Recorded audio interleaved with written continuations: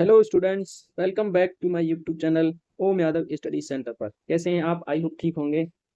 तो आज हम काफ़ी टाइम वीडियो लेके आए हैं आपके लिए, जो कि वीडियो होगी हमारी रीजनिंग की। काफ़ी टाइम से वीडियो हमने नहीं डाल दी चैनल पे। आज हमारी काफ़ी समय बाद एक वीडियो है जो कि रीजनिंग से स्टार्ट करेंगे।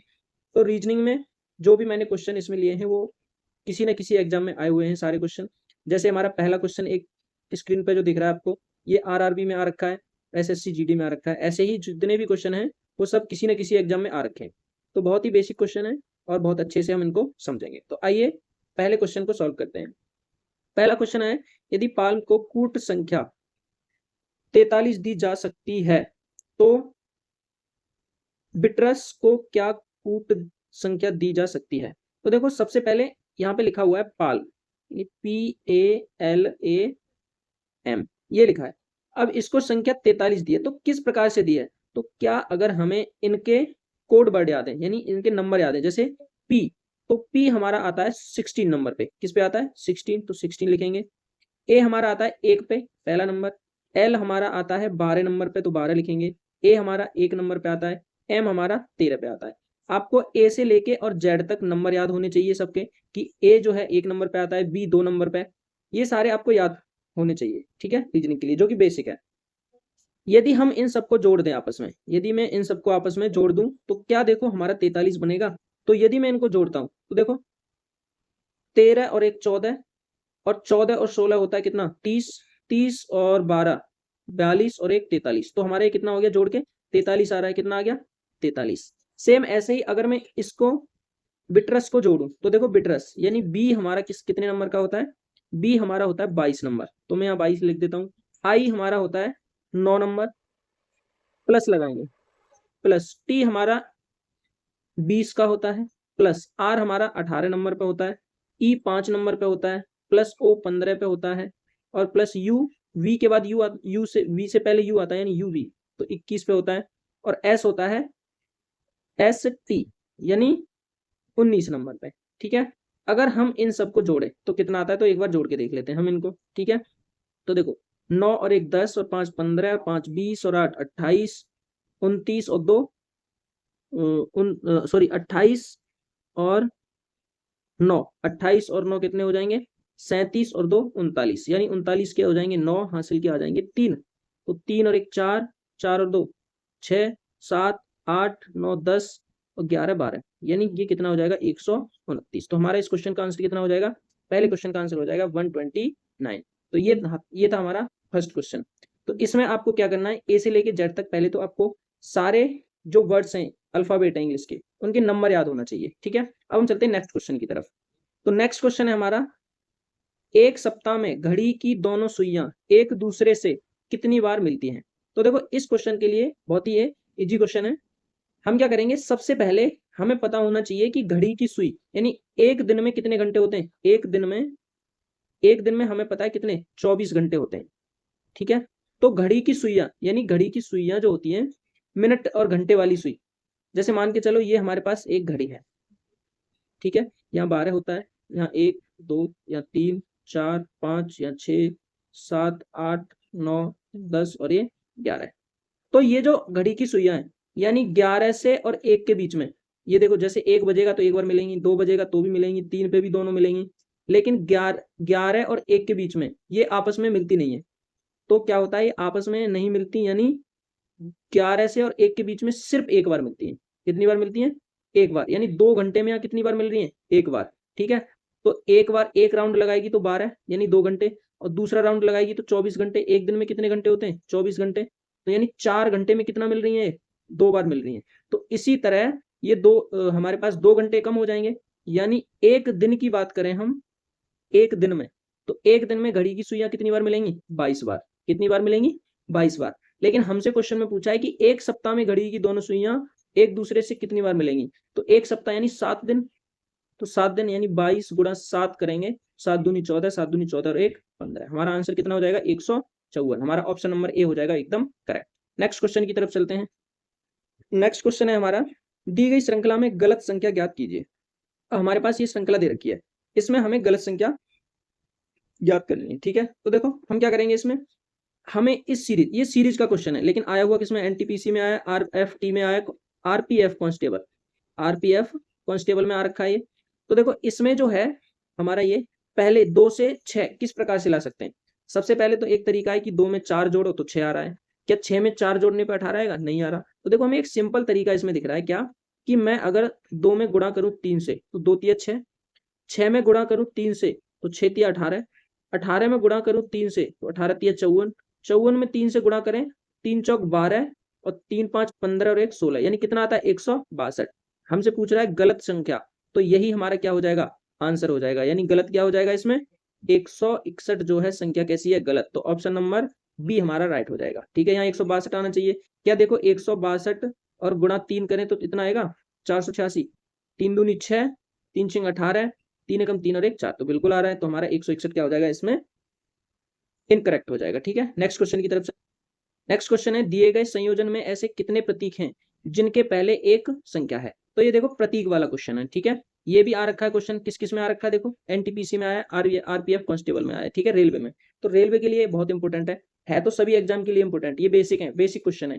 ऐसे ही ये पहला प्रैक्टिस सेट है हमारा, और भी आगे लेके आएंगे हम। तो कह रहा है कि ऐसे कितने प्रतीक हैं जिनके पहले एक संख्या है। तो देखो प्रतीक, जैसे प्लस ये प्रतीक है, ये डॉलर है, ये प्रतीक है। ठीक है, तो जिसके पहले क्या कह रहा है, पहले एक संख्या है, तो क्या इसके पहले एक संख्या, नहीं, ये क्या है आर, ये भी एक अल्फाबेट है। यहाँ देखो इसके पहले एक प्रतीक आपको दिख रहा होगा, ये और कोई है ऐसा प्रतीक, इसके पहले कुछ नहीं है, नहीं है, यहाँ पे भी नहीं है। अब यहाँ पे ये, यहाँ पे तो ये क्या है, ये एक शब्द दे रखा है, तो इसके पहले ये प्रतीक नहीं है, प्रतीक ये है, ठीक है ये, लेकिन ये अल्फाबेट है, इसके पहले संख्या है लेकिन इसको नहीं करेंगे काउंट। तो हमारा ऑप्शन नंबर 1 हो जाएगा सही। कितने ऐसे इस सीरीज में, इस संख्या इसमें पूरे में कितना है, 1 है सिर्फ। तो हमारा आंसर हो जाएगा 1। नेक्स्ट क्वेश्चन की तरफ चलते हैं, क्वेश्चन नंबर 5। तो नेक्स्ट, दी गई श्रृंखला में लुप्त संख्या ज्ञात कीजिए। ये भी एसएससी जीडी और आरपीएफ में आ रखा है क्वेश्चन। तो देखो इसमें हमें लुप्त संख्या ज्ञात करनी है। तो लुप्त के लिए देखो, इसमें अगर हम क्या करें, 4, इसमें देखो हम यहाँ से क्या बनाएं, 4 दूनी 8 माइनस 1 करें तो कितना आता है 7, 7 दूनी 14 माइनस 2 करें तो 12, 12 दूनी 24 माइनस 3 करें तो 19 आएगा क्या, नहीं आएगा। तो ये तो हमारा नहीं बन रहा। तो यहाँ से देखो, मैं यहाँ से यहाँ तक अगर +3 करें, देख लेते हैं, प्लस करके देख लेते हैं, +5 +7 और प्लस कितना हो रहा है यहाँ पे, +9 हो रहा है। देखो अब ये यहाँ पे विषम संख्या बन रही है हमारी, 3 के बाद 5, फिर 2 जुड़ रहा है, फिर 2 जुड़ रहा है, तो यहाँ पे भी 2 जुड़ेगा, तो 11 जोड़ेंगे तो कितना आ जाएगा 39। तो हमारा ऑप्शन नंबर बी क्या हो जाएगा, करेक्ट हो जाएगा।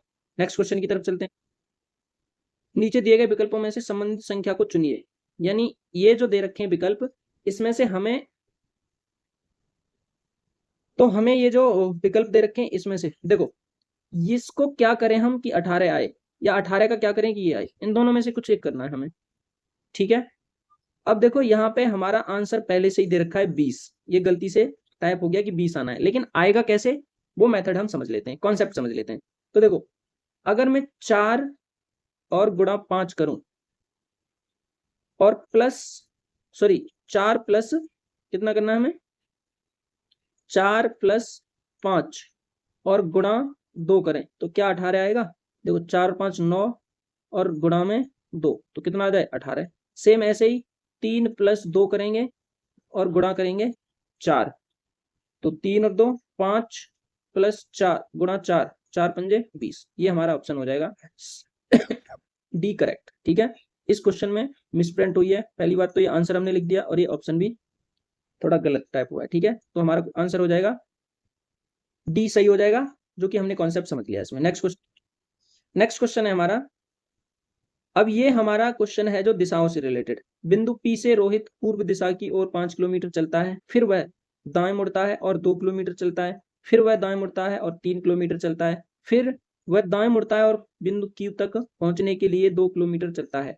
बिंदु पी और क्यू के बीच की दूरी ज्ञात कीजिए। तो देखो ये आसान क्वेश्चन है हालांकि, लेकिन हम कर लेते हैं इसको भी।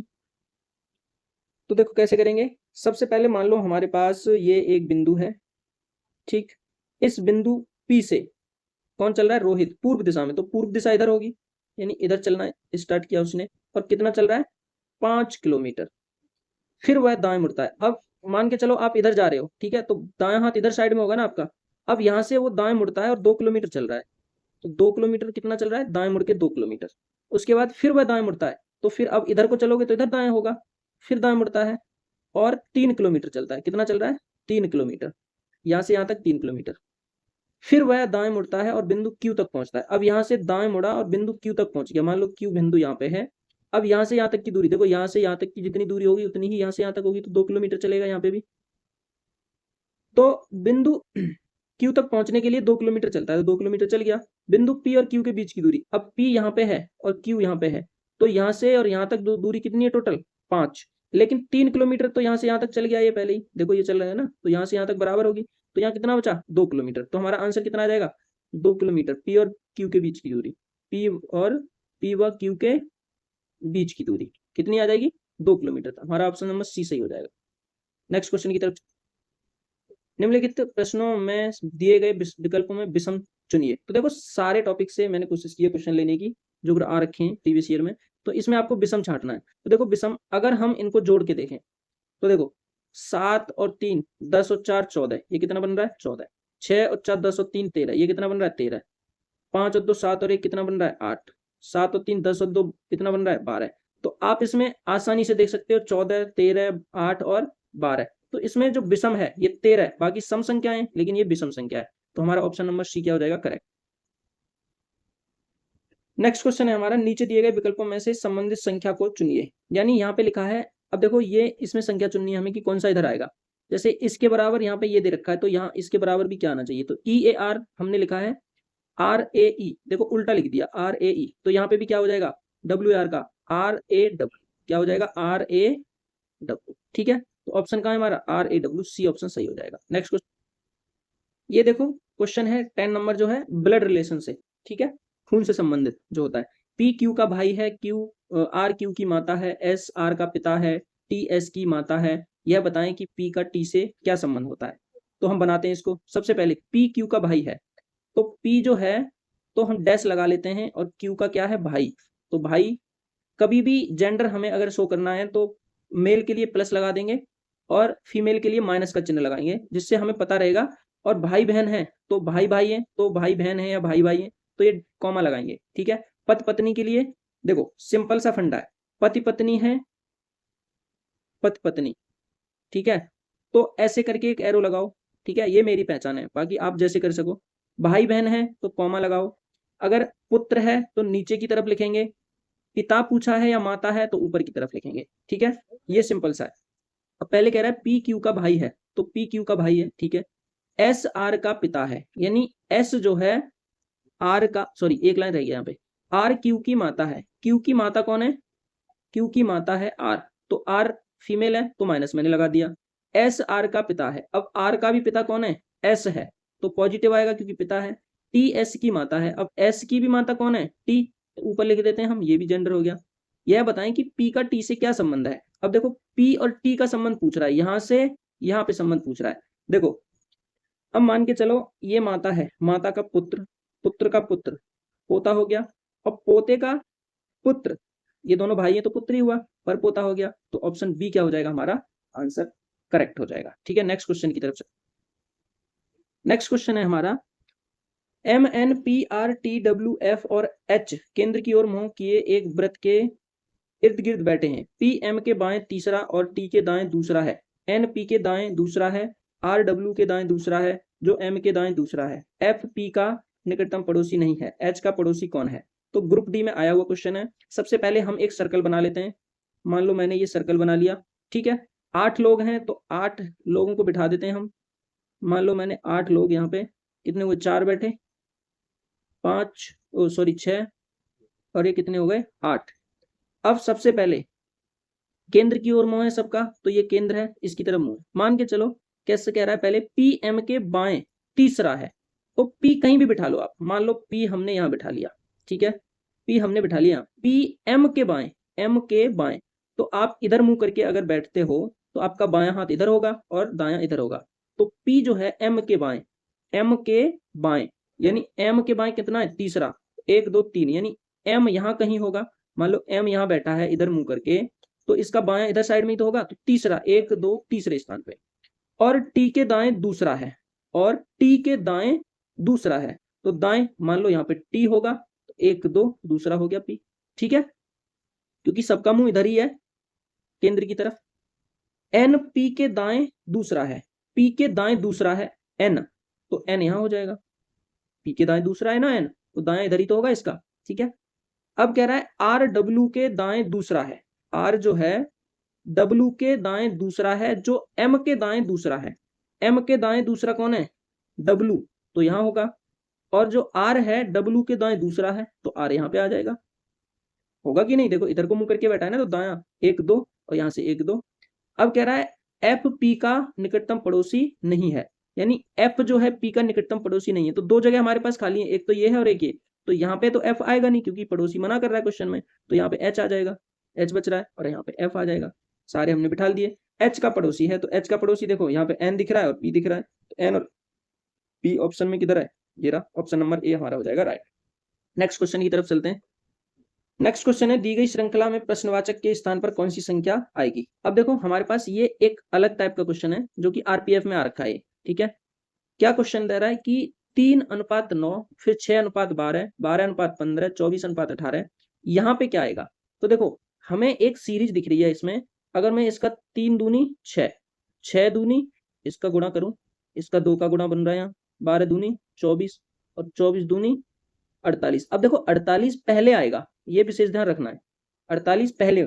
अब देखो यहाँ पे क्या बन रहा है, क्या यहाँ पे भी बन रहा है, गुणा तो नहीं हो रहा, प्लस हो रहा है 3, यहाँ देखो यहाँ भी +3 हो रहा है, तो सीरीज बन रही है ना, यहाँ भी +3 हो रहा है, तो यहाँ पे भी +3 होगा, तो कितना आ जाएगा 18 और 3 21, यानी ऑप्शन हमारा 48 और 21 ये हो जाएगा राइट। ठीक है, आशा करता हूँ समझ में आया होगा। नेक्स्ट क्वेश्चन जो हमारा है, नीचे दी गई श्रृंखला में रिक्त स्थान को पूर्ण कीजिए। हमारे पास ये क्वेश्चन दे रखा है, इसमें जो रिक्त स्थान जैसे ये दे रखा है इनको पूर्ण करना है। तो देखो इसमें सीरीज क्या बनेगी, यहाँ पे अगर हमारे पास है पी क्यू आर एस, यहाँ पे क्यू आ जाएगा, फिर देखो क्यू आर पी क्यू, तो पी यहाँ देखो इसमें क्या होता है, पी के बाद यहाँ क्यू आ रहा है, तो क्यू से पहले यहाँ पे क्या आ जाएगा, पी आएगा। यहाँ आर के बाद एस आ रहा है, तो यहाँ पे भी एस आ जाएगा। देखो यहाँ क्यू से पहले पी आ रहा है, तो क्यू के बाद क्या आ रहा है, आर, तो यहाँ आर आ गया। एस के बाद पी आ रहा है, हर जगह पी आ रहा है, क्यू के बाद क्या आएगा, आर आ जाएगा। ठीक है, तो क्या बन रहा है, Q P S R R, तो हमारा ऑप्शन सी क्या हो जाएगा correct, Q P S R R R. Next question की तरफ से, नेक्स्ट क्वेश्चन हमारा डाइस से है, पांसा से, तो ये एएलपी में आ रखा है क्वेश्चन। एक ही पांसा के दो अलग अलग चित्र दिए गए हैं, तब 3 के विपरीत कौन सी संख्या आएगी। तो देखो ऐसे में क्या होता है, सबसे पहले हमें कॉमन देखना होता है। अब देखो दोनों में कॉमन क्या मिल रहा है, इसमें 3 मिल रहा है, तो यहीं से क्लॉकवाइज जैसे 3 हमें कॉमन मिल रहा है, अब यहाँ से घड़ी की दिशा में जैसे 3 के बाद 1 फिर 2, तो 3 1 2 ऐसे लिखेंगे। यहाँ पे भी 3 मिल रहा है, 3 के बाद 3 4 और 5। अब इनमें आप ये देखो एक पांसे पे 6 संख्याएं होती हैं, 1 2 3 4 5 6, तो इसमें 1 भी है, 2 भी है, 3 भी है, 4 है, 5 है, तो 1 के विपरीत तो ये हो जाएगा 4 और 4 के विपरीत 1। लेकिन यहाँ पे जो संख्या नहीं है इसमें वो हो जाएगी इस 3 के विपरीत, तो क्या नहीं है, 6 नहीं है, तो 6 हो जाएगी 3 के विपरीत, 2 के विपरीत 5, 5 के विपरीत 2 हो जाएगा। ठीक है, तो यहाँ पे देखो हमारा ऑप्शन बन रहा है सी, जो कि करेक्ट है। नेक्स्ट क्वेश्चन की तरफ चलते हैं, जो कि हमारा आज का लास्ट क्वेश्चन। लास्ट क्वेश्चन बहुत ही इंपॉर्टेंट है, कॉन्सेप्ट समझना है। देखो 7 नीचे दी गई श्रृंखला में प्रश्नवाचक चिन्ह के स्थान पर कौन सी संख्या आएगी। आया हुआ क्वेश्चन है आरपीएफ का, आरपीएफ में आया है क्वेश्चन। ठीक है, देखो 7 4 9, क्या करें कि 19 आ जाए, 8 5 12, क्या करें कि 28 आ जाए। तो मुझे तो भैया इसमें एक कॉन्सेप्ट दिख रहा है कि यदि मैं 7 और 4 को गुणा करूं,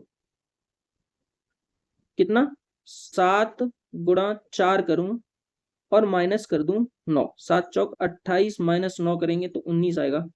सेम यहाँ देखो करके 8 पंजे 40 और माइनस के 12 करेंगे तो क्या 28 आएगा, बिल्कुल आएगा। सेम यहाँ पे भी कर दो, 9 तिया 9 का और 3 का गुणा करेंगे तो 27 माइनस 6 करेंगे तो कितना आएगा 21, ऑप्शन नंबर बी हो जाएगा हमारा करेक्ट। आशा करता हूँ ये क्वेश्चन आपको समझ में आया होगा, सारे क्वेश्चन समझ में आए होंगे। एक बार नहीं आता दोबारा देखेंगे वीडियो। तो पहला प्रैक्टिस सेट है, कमेंट करके अवश्य बताएं कैसी लगी आपको वीडियो। अगर आपको अच्छी लगती है वीडियो, रिस्पांस आपका अच्छा मिलता है, तो मैं और भी प्रैक्टिस सेट लेके आऊंगा रीजनिंग के, और हम रीजनिंग को स्ट्रॉन्ग करेंगे। तो मिलते हैं नेक्स्ट वीडियो में। वीडियो देखने के लिए धन्यवाद। चैनल पर नए हैं तो चैनल को सब्सक्राइब करें और अपने दोस्तों में आगे शेयर करें। जय हिंद।